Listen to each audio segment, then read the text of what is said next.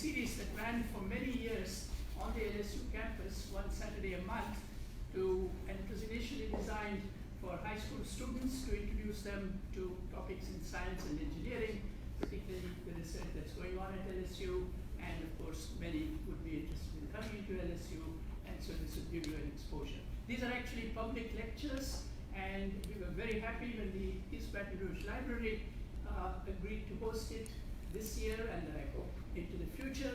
And this semester, it's being organized as a set of public lectures on a topic which, of course, is of great interest to everybody. These are public lectures, and those of you who were here in the beginning of this month for the first talk, you heard about how stars go bang. Today, we are very happy to have Dr. Parampreet Singh, who is a professor of physics and astronomy at LSU, has been with us in the department for 9 years. He's a very distinguished theorist who works on topics related to gravity, quantum gravity, and something called quantum loop gravity, which has become very interesting. And they approach questions which, of course, has bothered probably humans from a long time. Certainly everybody knows about the Big Bang, with which everything seems to have started, the universe. So even to wonder, it's almost a philosophical question, not just for physics, but has become a physics question because of the work of people like Dr. Singh, what happened before the Big Bang. So, thank you everyone for coming. My name is Parampreet Singh. I did most of the work in the last 15-18 years on the topics related to what happens near the Big Bang, before the Big Bang, and what happens deep inside the black holes. So in this talk, I would be taking with you a journey, trying to understand what is actually a Big Bang, why Big Bang happens, and if we have to go beyond Big Bang, what is the new physics we have to discover. So this is quite a cutting edge research which is being followed by various international groups all over the world. All of them have contributed something to bring pictures like this out, and the story behind this picture will become clear as the talk progresses. This work is mostly funded by National Science Foundation, and we are very grateful to them for this help. So let us see what this question actually means. What was there before the Big Bang? This is a fundamental question.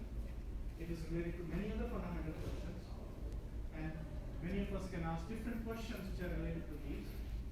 First being, how did our universe begin? This is a question which has always bewildered mankind from the very beginning. How did it all started? How did space and time origin? We generally assume that space on which we live and the time which we look at our watches is just God given to us, or it's given to us. But it's a very deep question to understand. How did it all originate when the universe just started? How did space and time started? More important question, rather than this question, how did the space and time originate, is to ask, does the nature of space and time, the space on which we are right now sitting and the time which we measure, does it changes near the Big Bang? We always assume that space on which I'm right now walking can be divided as much as we want. I can pick up some tile and I can keep on dividing it smaller and smaller and smaller and smaller. I can take more and more powerful microscopes, and I can go deeper and deeper to smaller and smaller scales. Is this some assumption which breaks down at some scales? And what is the nature of time when all this happens? These questions are also related to another question which seems unrelated, but is actually quite similar. The question is, what is at the center of black holes and beyond?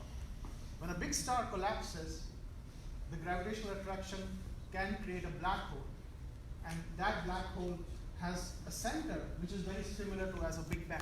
It's called a black hole singularity or a central singularity. And if we want to understand what happens exactly at the center of the black hole or the end state of a big star collapsing, then we have to go back and ask the same question, a similar question: how did the universe begin? Both of these problems have very similar answers.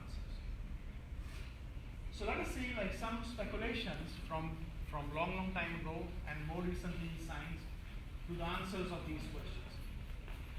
Various philosophical inquiries in ancient cultures, they speculated that perhaps the universe is cyclic. As the weathers are cyclic, similarly perhaps the universe is also cyclic. And the kind of picture which emerged in some traditions was something like this. Like the earth is supported by 4 giant elephants, which lie at the bottom of the earth's surface. Those elephants stand on a huge turtle, which balances those elephants and the earth. And that turtle himself is sitting on a large snake, a snake who has in his mouth his own tail, which tells the space and time ends and recycles and goes again and again and again. So this is what is Ouroboros in Greek mythology, for example.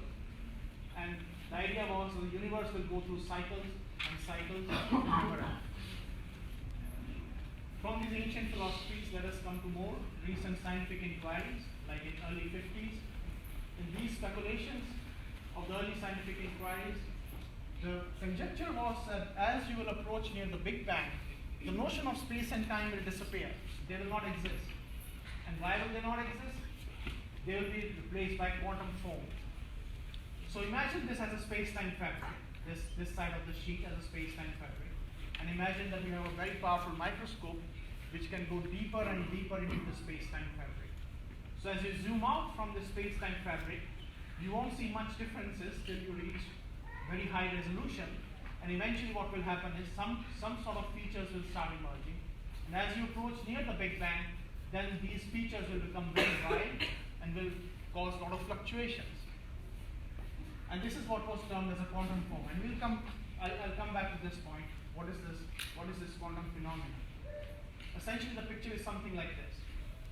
So, if you look at this picture of a foam, if you look at C, like from far away, it looks very plain. As we approach nearby, waves appear. Those waves appear more and more wild, and eventually we start seeing from very close by some sort of a foam. If you concentrate on just this picture, you won't imagine that this corresponds to some sort of an ocean or a sea. But as you move closer and closer, you start seeing the structure inside the fabric of space and time, and some sort of a foam can originate. So that this analogy is exactly similar to this picture here. You far away, the space and time looks smooth, on which we can walk. But as you move closer, somehow the fluctuations will increase, and those fluctuations will become so wide that if you look at this picture, there is no notion of a smooth fabric. But these were just conjectures. There was no theory behind these conjectures. The theory which was being developed is called quantum gravity. It started from the times of Einstein. Many great minds contributed to it. And what we know so far, and what I will tell you today is the story, is a contribution coming from all of them in one way or another. To answer these questions, we need to understand the nature of the universe at extremely small scales, extremely tiny scales, and at extremely large energy densities. Energy density means that give me an energy and divide by the volume in which it is. For example, this table here has some energy density. I will measure its mass, and I will divide it by its volume. That will give me the energy density. So you have to go at larger and larger energy densities, and at the same time at tiniest and tiniest of energy length scales, or smallest and smallest volumes. So let us see some numbers, and that will make us appreciate why this problem is so hard. The length scale we are talking about is take a 0 and put 35 places of decimals behind that. So that's the kind of a length scale we are talking about. That length scale is called as a Planck term. Max Planck was a great scientist who actually gave birth to what we now know as quantum theory, which we'll discuss about today. And that number is 1.6 into 10 to the power minus 35 meters. That's the length scale we are interested in to understand what is Big Bang and how to go beyond it. Let us see what this length scale actually means. An atom has a radius, roughly a radius of 10 to the power minus 10 meters, like a 0 and then 10 decimals after that. A human hair cross-section is 10 to the power minus 4 meters. You split your hair, you see under the microscope, that's the human hair cross-section, 10 to the power minus 4 meters. Our Milky Way galaxy has a cross-section of 10 to the power 21 meters. The difference between the Planck scale, which is 10 to the power minus 35 meters, and the atomic scale is of 25 orders of magnitude. This is 10 to the power minus 10. This is 10 to the power minus 35. So that's the same order of magnitude difference between a human hair cross-section and the Milky Way. So in other words, if you want to understand what happened to the Big Bang, you have to be, the problem is like expand this atom, take an atom, expand it to the size of Milky Way and find a human hair in it. That's the kind of difference we are looking at. That's why the problem is so difficult. That's why we do not know what happened from this length scales down till here. Let's look at the energy density scales, how big they are. The energy density scales we are interested in are referred by the Planck density again. That's 1.6 into 10 to the power 96 kilograms in a meter cube. That's equivalent to shrinking 1 trillion Milky Way galaxies in the size of an atom. If you shrink 10 to the power 12, 1 trillion Milky Way galaxies just in one atom. That's the energy density you are looking at, which one is interested in. One of the densest materials on Earth is gold, which has 10 to the power 4 kilograms per meter cube. And one of the densest objects we know in the universe is a neutron star, which also forms from gravitational collapse, which is 10 to the power 17 kilograms per meter cube. And we can see the density we are interested in is far, far denser than the densest objects we know. So not only we have to go at the highest densities in the universe, which are allowed, but we also have to go at the smallest distances at the same time. Very difficult exercise. And the mathematics is generally not known. We don't even know like what laws of physics are going to be as we go many orders down towards the Planck length of this kind of a scale. That's why this problem is very hard. There are no experimental signatures which we can directly see to discover this theory. In physics, whenever new theories are discovered, experiments have played a very important role. Many times experiments were done and then theories were developed. But in this case, we have almost no experimental signatures.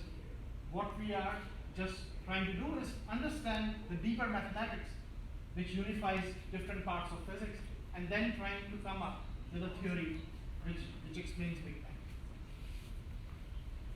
So let us look at two branches of physics which are needed to describe this phenomenon. The physics of small scales is described by quantum theory. That has been the main message of the last century. What are the applications of the quantum theory? Quantum theory, as I mentioned, was initiated by Planck, developed by great scientists like Heisenberg, Niels Bohr, which you might have read about in your school books. Some daily applications of quantum theory: semiconductor chips, motherboards, laptop screens. These are essentially the main applications of quantum theory, which we unknowingly use all the time. The laser pointer which I'm using is an application of quantum theory. MRI machines, which we many times use in hospitals, are applications of the quantum theory. Quantum theory has been very successful. Similarly, the physics of the large scales is described by Einstein's theory of gravity, and that physics is has many other applications. The GPS, which you might have used to come to the library, is based on Einstein's theory of gravity.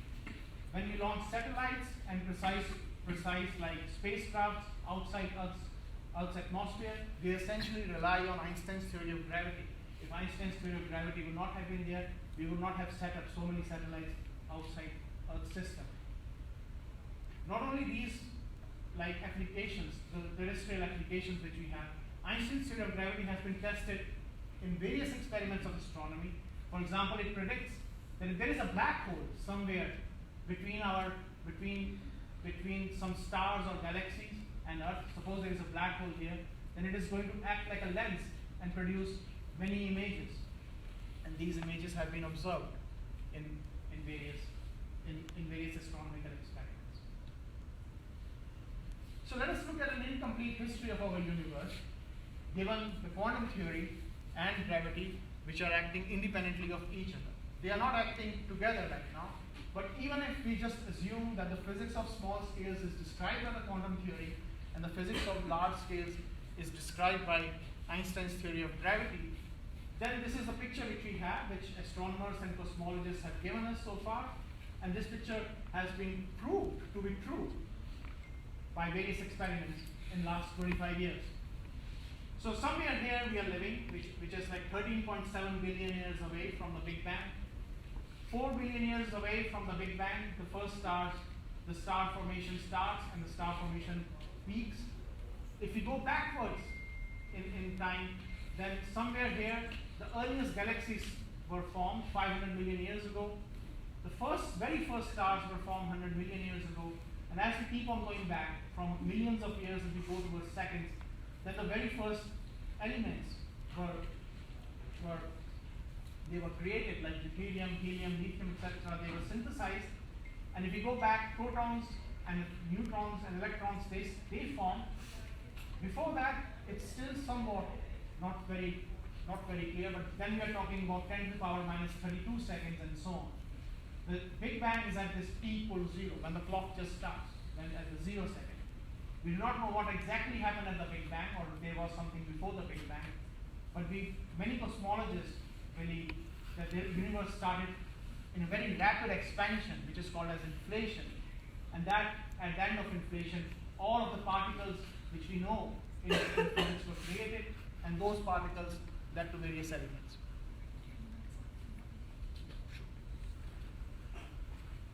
Okay, so this is an incomplete picture. Incomplete because we do not know what happened at the Big Bang, and we do not know whether something happened before the Big Bang. But this is a very successful picture just by using quantum theory and Einstein's gravity independently in action. We are not talking to each other to make this picture, but even with this huge failure which we have so far, that we have not been able to make them talk together, the physicists have found all this picture which has been at various scales has been turned out to be true experimentally. So if you want to solve the Big Bang problem, or the problem of deep inside the black holes what happens, then you have to marry quantum and gravity. This union is not only important to solve the Big Bang problem, this union of quantum and gravity is important to also find the ultimate theory of physics, which physicists call as the unified theory of physics, which is going to be the fundamental theory, and all other theories are going to come out of it. But this is a very difficult exercise to have their marriage, because quantum and gravity have very, very different natures. They don't like to talk to each other, they have very different temperaments, and let us see what their temperaments are and why this marriage is so difficult so far. So let us first come to the nature of gravity, and the main message from next 10 minutes would be that the nature of gravity essentially means that the space and time is not fixed as we always think it is, but it actually dances, and there's a dynamics of space and time. So that will be the main message. So let us look at the nature of gravity.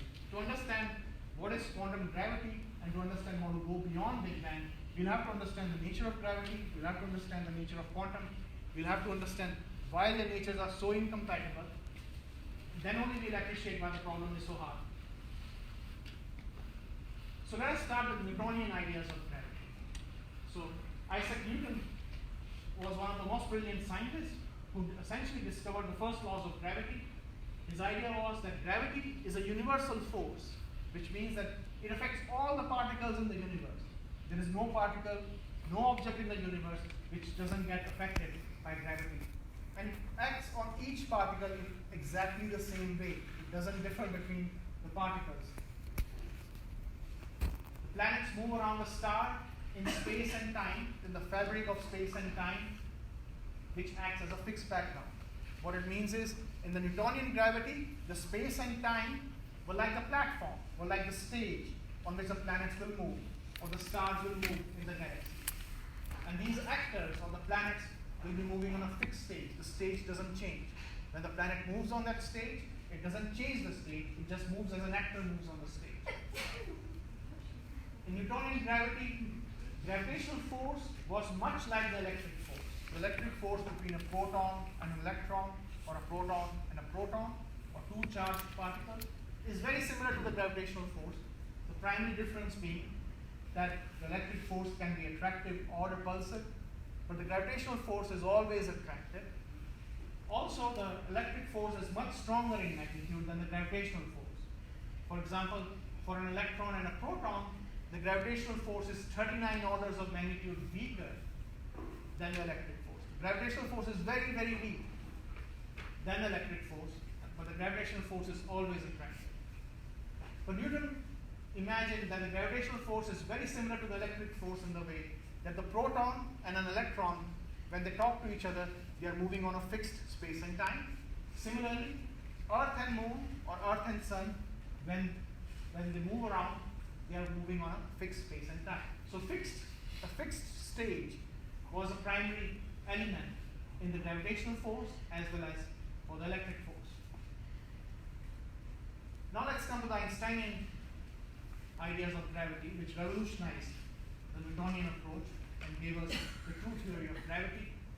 In the Einsteinian theory of gravity, the main idea is that gravity is not a force. It's just not like a force, just like an electric force. Gravity is very, very fundamentally different from other forces. According to Einstein, gravity is not a force, but dynamics of space and time. What does it mean? What does the dynamics of space and time mean? What it means is that when a planet moves around a star, it's because the star is bending the space and time fabric around it. That's why the planet is falling inside that fabric. The motion of a heavy object affects the space-time around it. When the Earth is moving around the Sun, not because of some mysterious gravitational force, but because the Sun is bending the space and time around it, and the Earth is falling inside. And we'll see that, how it happens.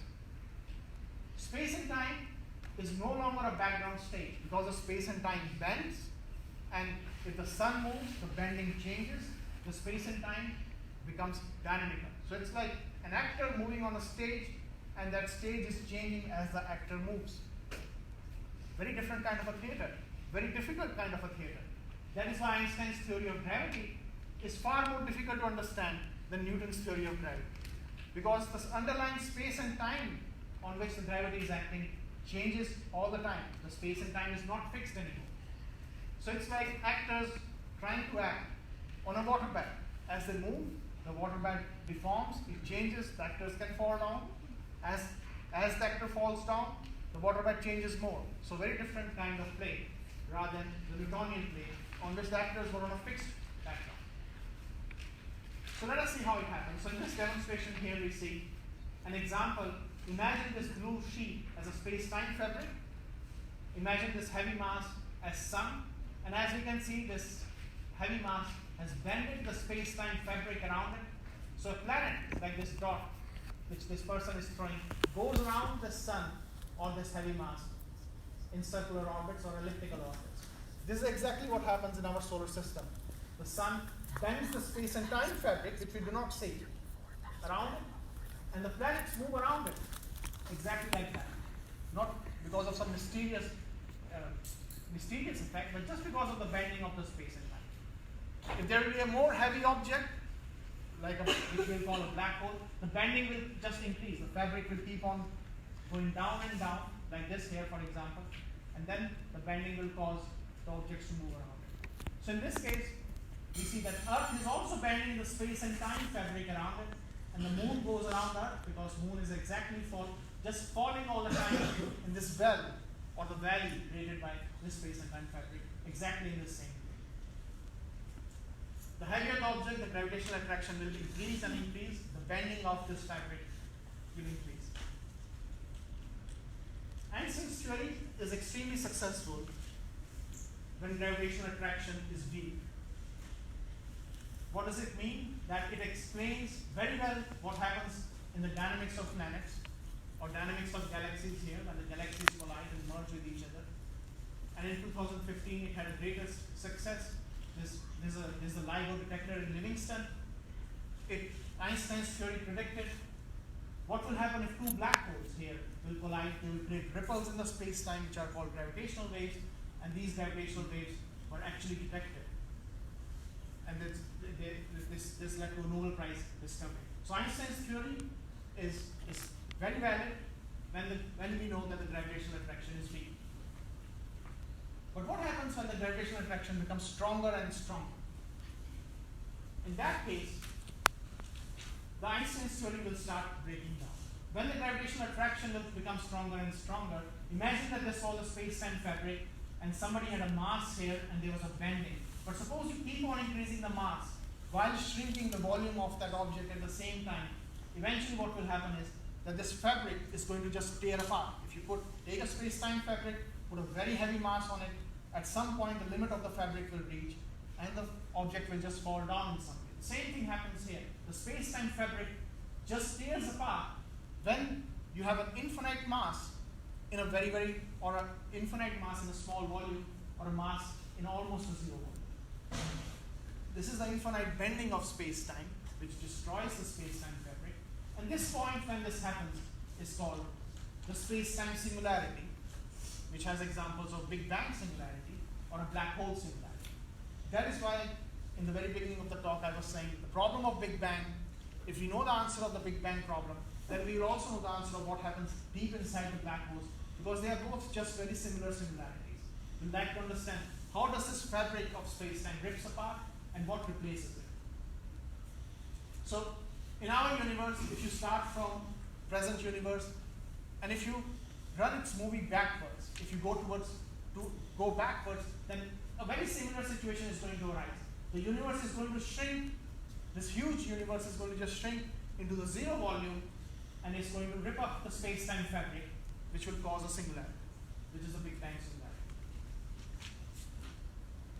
So let us look at the singularities now. What are these ripping apart of the space-time fabric?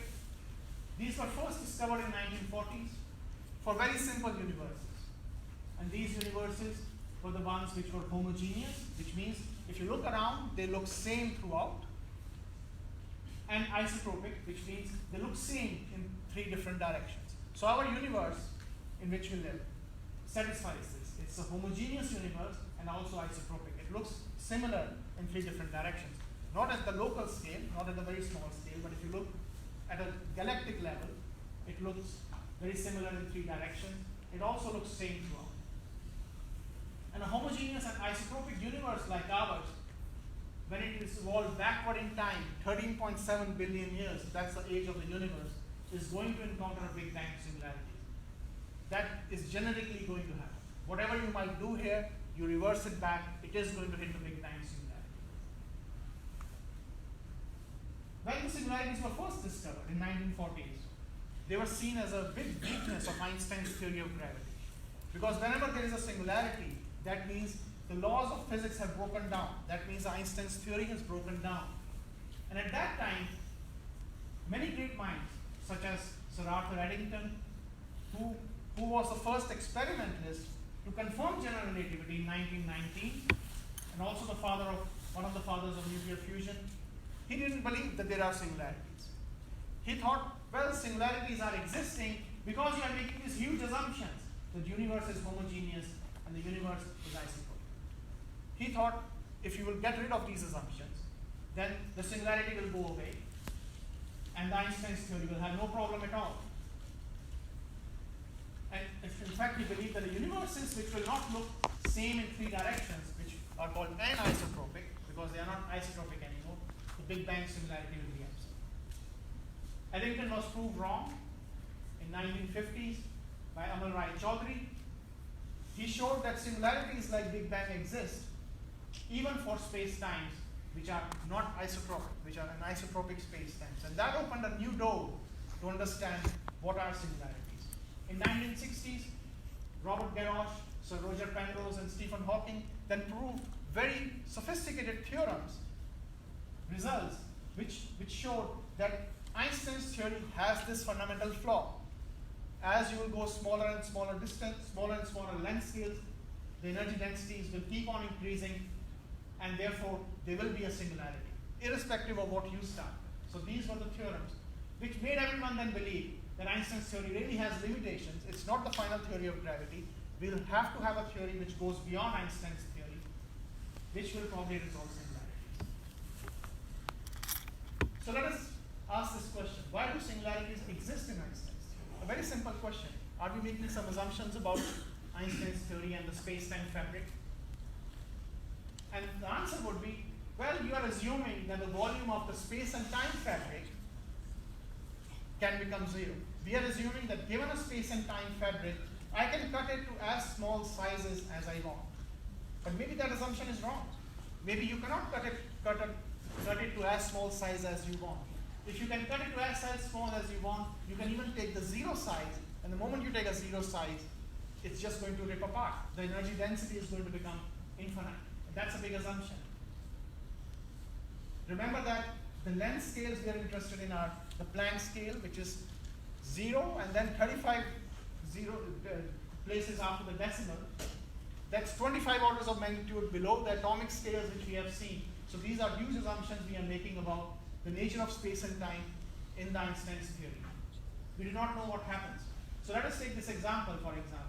In this case, like this ship looks very innocuous, looks set to launch on these seas, and if someone comes, he can say that, well, I'm going to divide it into as small pieces as I want.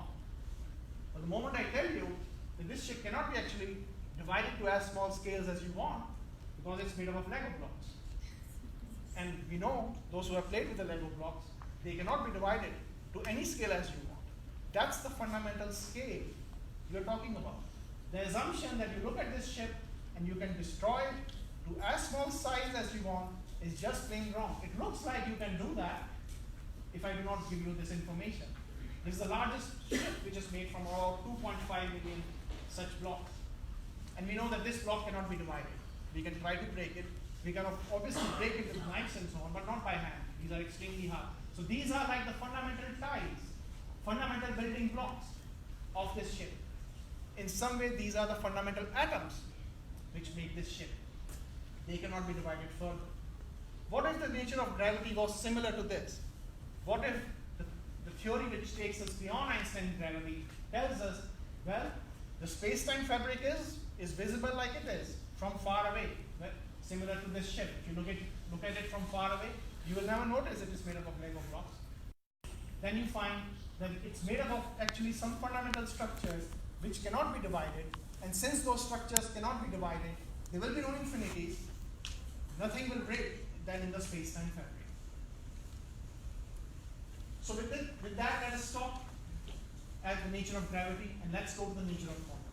Just for the nature of gravity, what we have understood so far is that as the masses increase, the gravitational attraction increases, and the space-time fabric splits, causing a singularity. But perhaps if the space-time fabric has a very different structure, then maybe this problem can be avoided. So let us see what quantum theory has to tell us, and then then we'll go back again to the problem of singularity. The nature of quantum has a main message that the discreteness plays a very important role in the quantum theory. So the question we are interested in, and many of us know the answer of this, thanks to recent movies. Do properties of nature change at very small scales? Yes, they do.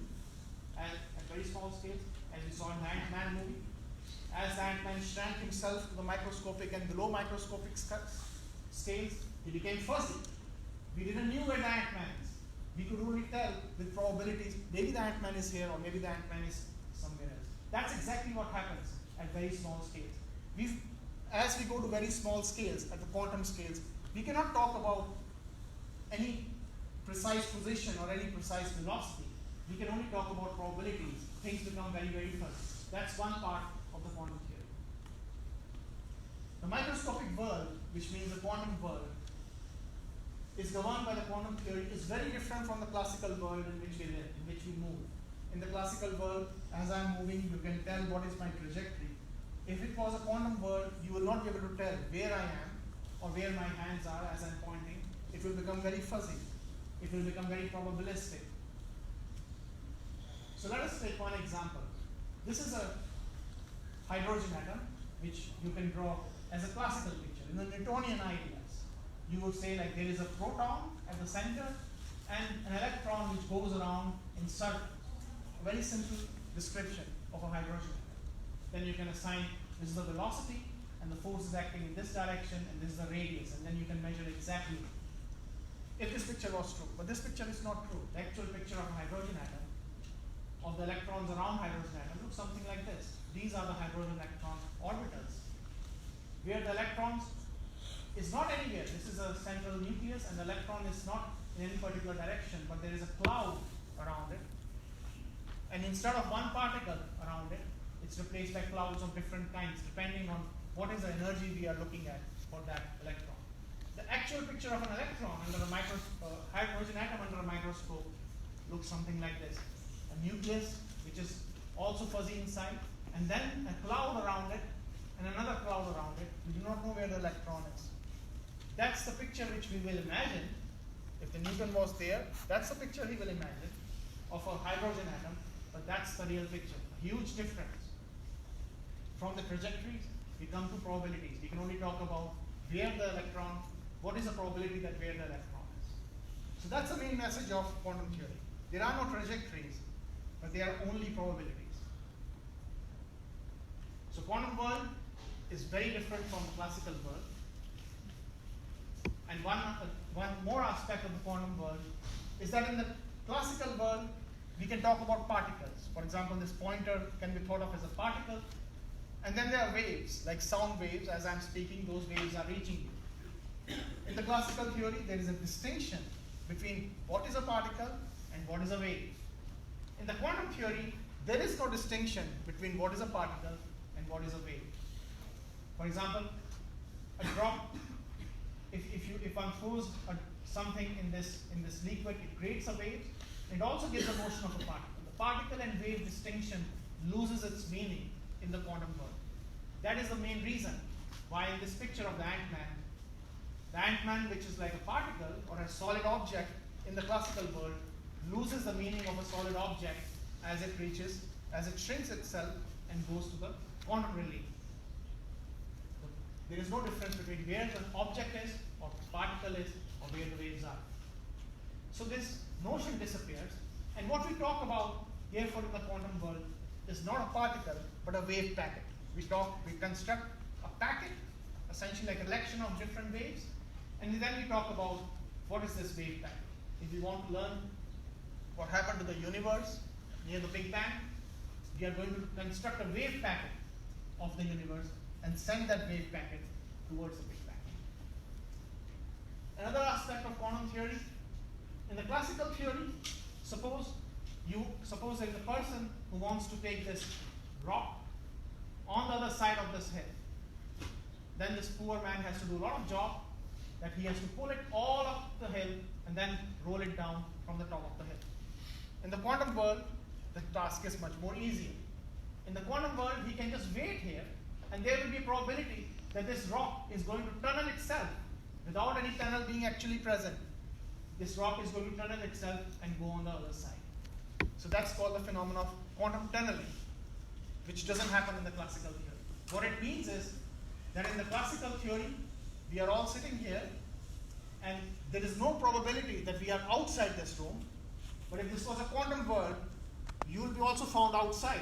One of your friends will say, well, I found you at 1:40 p.m. outside somewhere on the Goodwood Boulevard, and you will be claiming, well, I was inside. So there is a probability you will be superposed both inside and outside. So quantum world is very, very different. It has no trajectories, it has only probabilities. It has no particles or waves, it has particles and waves combined, both of them. They are just wave packets. It has quantum tunneling. So very different world than the classical world. Now quantum theory is necessary for stability of atoms, so let us see how, and this will give us a hint how to solve the Big Bang problem. In the beginning of the last century, the fundamental question which people were interested in was what makes an atom stable. That was the fundamental question to understand what makes matter stable. And the earliest ideas were, well, let us assume that there is a proton or some positively charged particle in the center, and an electron which goes around that positively charged particle, similar to the Earth going around the sun. If that is the model, that was the earliest model, in that model, the electron is just going to go around the proton, and it's going to collapse into the proton within some microseconds. It's going to act like a radio transmitter. It's going to emit some electromagnetic waves and just fall inside this proton. So people were puzzled. How can the atoms be then stable? If there is an electron, that electron, if it is circling around the proton, very similar to as Earth is going around the sun, then the atom cannot be stable. And then what explains an atom? So this was a major discovery by Niels Bohr, who postulated That well, you are making assumptions here. You are making an assumption that an electron can take any energy as it is going around the proton, any possible energy. That's not true. Electron can only take certain energies. It can only be either at this closest orbit, or an orbit around it, or an orbit around it. So it can only take a fixed energy. It cannot take any energy, for example, between this n equal to 3, n equal to 2, n equal to 1 means different energy states of an electron. The assumption here was that any energy is possible for the electron. What Niels Bohr found was, what Niels Bohr conjectured was, that the electron cannot take any arbitrary energy, but it has to be either at one fixed energy and then jump to another fixed energy and then jump to another fixed energy. So there was a discreteness in energy scale, as if the energies had a tiled structure, that there was some sort of fixed distance between the energy scales, and you cannot shrink that fixed distance. When the electron jumps from one energy scale to another energy scale, then it emits an electromagnetic radiation or a photon whose energy will be exactly equal to that jump. And that jump is given by the main constant there is what is called as a Planck's constant, the same Planck which we talked about earlier. It's a very, very small constant going as 10 to the power minus 34. If this constant was large, our world will be very, very quantum. We won't probably even exist because we'll be so fuzzy. The human bodies won't be able to exist because of that. So the main message from the quantum theory was no trajectories but probabilities. No particles or waves, but a mixture of particles and waves. And no arbitrary energies, but a discreteness of energies. You can only have discrete energy levels. So the quantum discreteness becomes a very important criteria of stability of atoms. And that quantum discreteness comes exactly because of this constant, this Planck constant, very small number, but a very important number for the atoms to be stable. So now let us go back again to gravity from understanding from this nature of quantum. When the universe becomes extremely tiny near the Big Bang, then the quantum theory is going to be important, because we have learned that when the things are small, quantum theory becomes very important. But we are talking about this huge universe which was shrinking down. So the gravity is also very important. So the main message from Einstein's theory was gravity is nothing but dynamics of space-time. Message from quantum theory is there are no trajectories or probabilities, there are just probabilities and discreteness. So if you want to find the answer to the Big Bang problem, what we have to do is to find what is a quantum description of space and time. So far, we have learned, so far in physics, what is a classical way to describe space and time. Now we want to go a step forward and we want to understand what is a quantum way to describe space and time. So let us recapture what we have seen so far. Quantum world is probabilistic, physics done without trajectories, and as in the Newtonian ideas, quantum theory uses fixed space and time. In the case of gravity, gravity is dynamics of space and time. Space and time is no longer fixed, and one can only describe gravity by understanding what is the dance of this space and time. So now we can see how contrasting these two theories are. The quantum world believes has only probabilities. It is based on fixed space and time. The Einstein's theory of gravity has no fixed space and time. It has a dynamical space and time. And the space and time is not probabilistic here. Space and time is just classical, like a classical object. So if you want to have quantum gravity, which is a marriage of quantum and gravity, the space-time itself becomes quantum. This whole space-time on which we live, on which all laws of physics, all laws of biology or chemistry are based, is classical, here, but that itself becomes quantum. And what we have to understand is how to do physics when the space-time is having some dynamics, as well as the space-time is probabilistic. Very difficult question, mathematically and also in physics. If I tell you that instead of this table here, which is classical here, you can feel it, you can touch it. Now imagine doing physics with this table when there is only probability that this table is present. And as soon as I touch this table is going to bend, it's going to change. Very difficult to do any experiments then on this table. The experiments which we do in all branches of sciences are based on fixed space and time. We assume that space and time is given to us, and we put our objects there, electrons, protons, chemistry apparatus, life cells. We just assume that space and time is given to us. Now we are not going to assume. We cannot assume that space and time is given to us. We have to generate space and time itself. We have to find what are the atoms of space and time. So that is where loop quantum gravity comes in. Loop quantum gravity started in late 80s and has been followed by many groups internationally. And the main goal of loop quantum gravity is to understand what is the fundamental nature of space and time. And what loop quantum gravity tells us is that space and time is made up of quantum threads, like here. So these are like quantum threads. And as these quantum threads loop around and intersect each other, they create an illusion or create a view of what is space. So these can be these quantum threads. Where they intersect each other, they create small blobs of space, small atoms of space. This picture is essentially a picture from computer simulations done in loop quantum gravity, which tells us what is the fundamental structure of space and time. As you look at the space and time fabric and go deeper and deeper towards the Planck scale, then you find that you cannot divide it as much as you want, but there is a tile-like structure, very jigsaw puzzle-like structure, and you cannot divide these puzzle pieces to a more finer scale. These are the fundamental pieces of the space-time fabric. So the space-time at the Planck scale has a discrete tile-like structure. It is not continuous as we perceive, and these are the building blocks of this space-time. For example, if I look at this floor has a tile-like structure.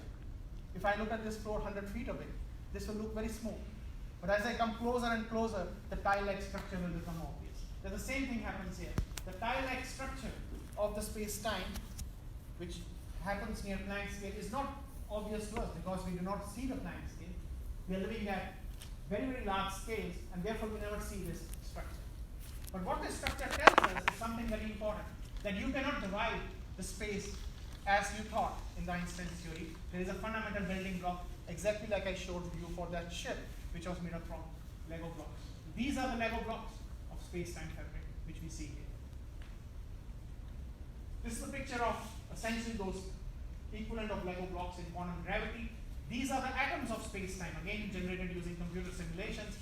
And these are, one is looking at the Planck scale, and these fibers or knots which you see are the loops which create an illusion of space-time at larger scales. Using this theory, when I was at Penn State, now 13 years ago, we found a mathematical theory, and then we did various computer simulations with wave packets. As I was describing you that quantum theory is described by wave packets. So what we considered was a wave packet of our entire universe. And then we decided that, okay, let us evolve this wave packet backwards towards the Big Bang using the quantum gravity equations. So this block, this strange symbol which is called as psi in Greek, this tells us about the amplitude of the wave packet. This Greek symbol phi is telling about the time, and this symbol v tells us about the volume of the universe. The volume of the universe is 0 at the Big Bang, and then as we go here, the volume keeps on increasing. So we started these simulations taking these, I'm showing this picture just close to the Big Bang, but we took the wave packet far, far away, and then instead of evolving that wave packet using Einstein's theory of gravity, we evolved that wave packet using loop quantum gravity. The wave packet keeps on going towards the Big Bang, but near the Big Bang, before it reaches the Big Bang, it does something very, very surprising. Instead of going into the Big Bang, it just bounces back and goes into the other side. What it means is, if you take our universe and you shrink it and you go towards the Big Bang, quantum gravity will tell very similar story as Einstein's theory. The universe will keep on shrinking, but instead of going to the Big Bang and going to the zero volume, it will reach a minimum volume and then bounce back. So that's what happens. So what are these two sides then? If this side is our universe, which is going backwards, that's the other branch of the universe which was before the Big Bang. You see, that's if you start from that side and you go in the you go back, you go in the future, then you will come to this side of the universe. And that's happening just because of the atoms of space-time. These atoms of space-time, which do not allow any further division.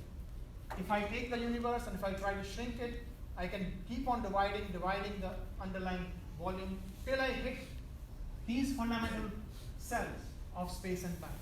Once I hit these fundamental cells of space and time, I cannot divide any further, and the universe has no other option but just to bounce back.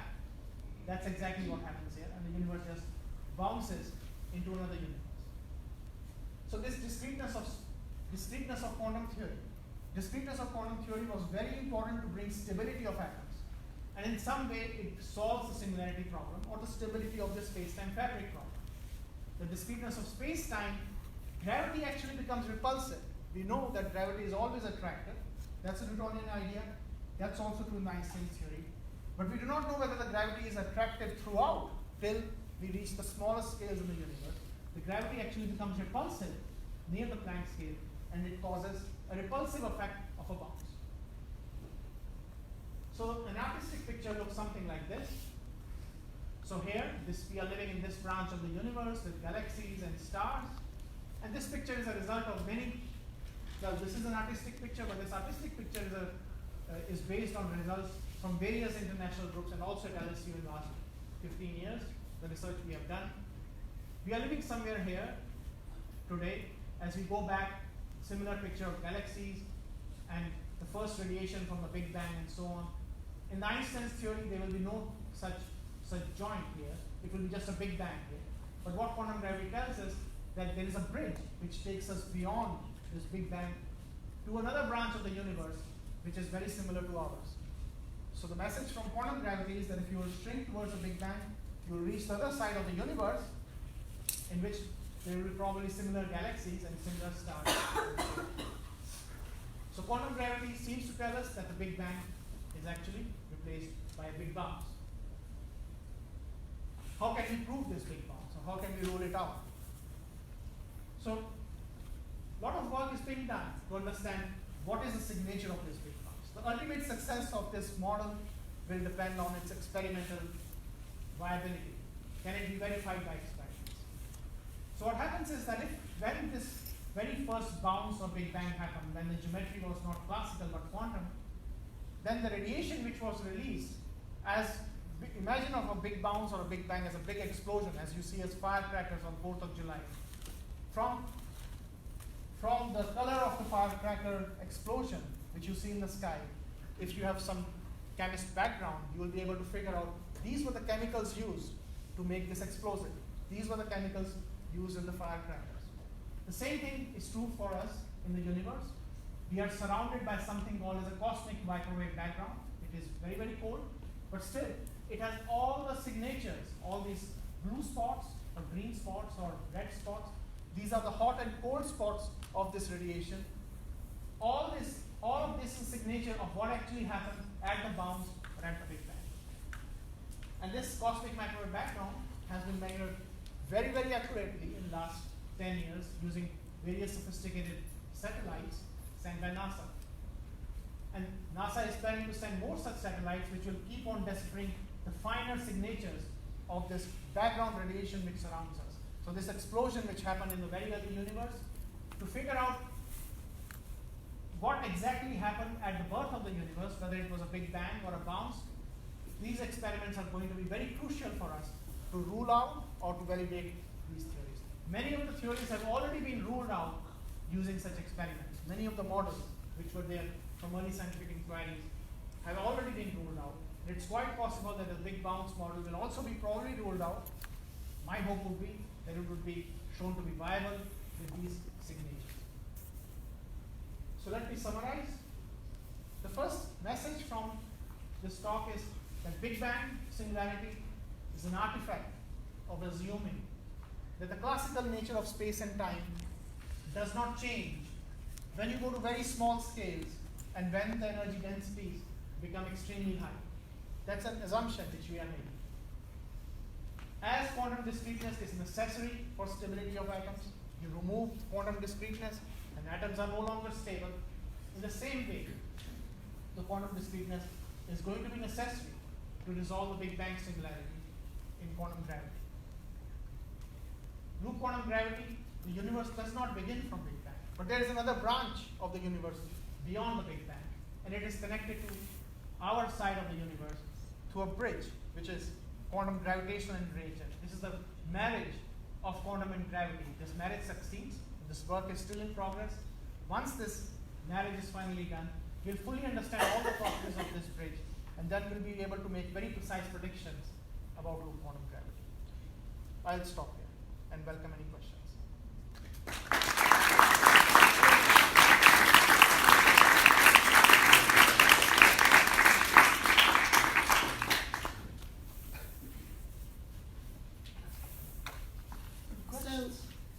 So is this other galaxy before our galaxy? Not galaxy. Is this universe before our universe? Are we the bounce out and it was before? Are they coexisting? Well, that universe was before our universe. Is it still, if this is not ruled out, is it still in existence? Well, that universe existed before our universe. It collapsed, and then it faced this fate. It was collapsing and dying and thinking it is going to hit a Big Bang, but it escaped a Big Bang and bounced into our universe. And created this And created our side of the universe.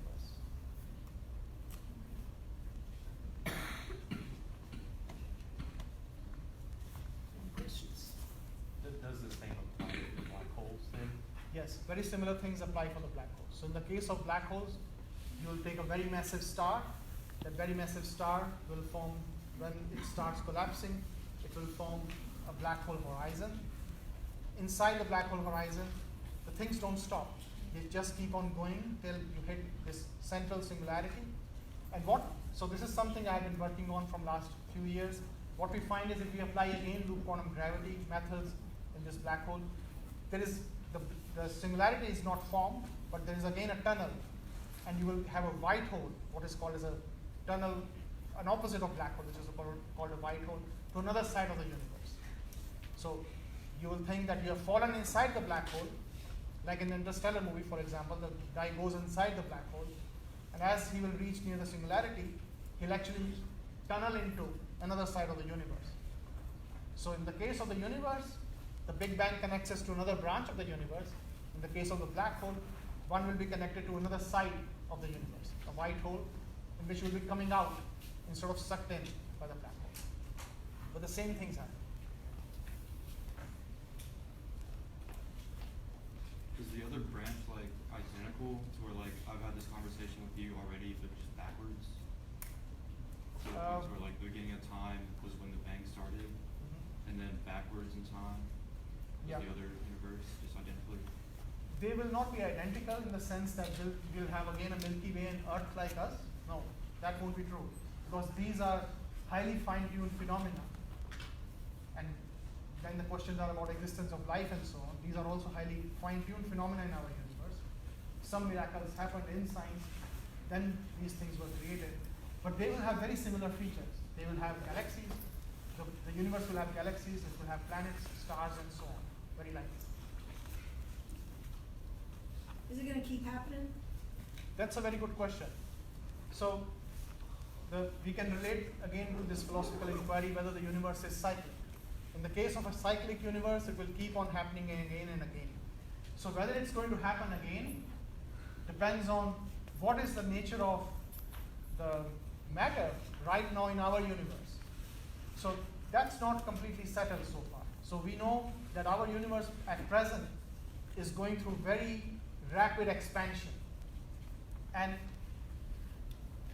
the experiments tell that if the rapid expansion becomes more rapid, then we are going to see another singularity in the future. Our universe is going to hit a singularity in future if the expansion of the universe by which it is expanding becomes more rapid than at present. If that happens, there will be a singularity in the future, and again the quantum gravity effects are going to come into action. The universe is again going to have a different singularity, but then it will go into another branch. If the universe keeps expanding with the same rate as it is expanding now, as we understand, then nothing will happen in future. The universe will have a very cold end. It will keep on expanding and expanding. The fabric will keep on stretching and stretching. And the galaxies and stars will keep on moving away from each other. It will just become a very cold place, and it will just end like that.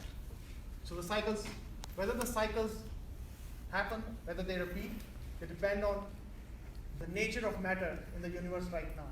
And we do not know very precisely. We know with great certainty, but not as precisely as we would wish to know what is the exact nature of matter today, which is permeating our universe. Some of you might have heard about what is called as dark energy, which permeates our universe, which is causing this very rapid expansion of the universe. If the expansion becomes more rapid than that, then certainly this will repeat itself. Well, since we have hit the hour, it's just past 2, let's close the formal talk. But if you have any questions individually, you can still come up to the speaker. Thank you all for coming again. I hope to see you soon.